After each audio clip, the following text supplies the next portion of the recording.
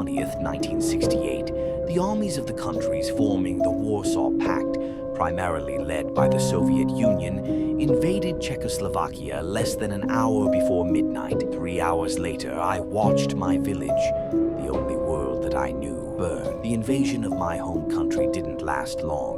The attack was well coordinated, and the Czech forces were barely able to mount a defense. It was long enough, though, long enough for a mother and her son to lose everything. I was 6 years old when my mother woke me and pulled me from my bed in the darkness. She quickly dressed me and wrapped a blanket around my shoulders, too busy to answer the questions that started to flow out of me. She snapped at me to remain quiet as she tossed food and supplies into a bag. My mouth immediately closed, and I watched her wide-eyed as she worked. My mother was a kind and patient woman. She had never yelled at me before, not like that. It scared me. When she was finished packing, she put her arm around me and we hurried outside. People, our friends and neighbors, were fleeing in every direction.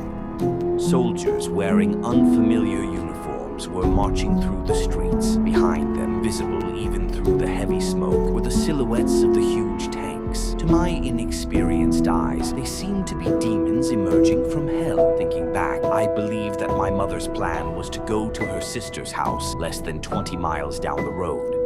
Whatever her intentions, the invasion forced us off the roads and into the woods outside of town. The moonless night made it incredibly dark under the trees, and the chaos of the situation made things even more disorienting. By the time the sun came up, we were completely lost. When we had entered the forest, there had been other people plunging into the trees with us. During the mad dash to escape from the invading forces in the darkness, though, we had become separated from the others. We were alone. Without any other real choice, we continued on. I remember looking at the tears in my mother's clothes as we walked. She had led the way during the night, making sure to keep herself in front of me so that she could guide me around obstacles and keep me as safe as possible. This meant that she had taken the brunt of every sharp branch and gnarled root. Each bleeding scratch and blackened bruise was a pain that she had kept me from suffering. We walked throughout the day, exhausted and our bodies aching from exertion. We stopped infrequently to rest for a few minutes and to eat dried meat from the supplies my mother had taken from the house. The more that we continued on, the more isolated I felt. Everything around us grew quieter as we walked. The early chirping of the birds fell silent. The wind blowing through the trees died down until coming to a stop entirely. The only sounds were our footsteps on the leaves and natural debris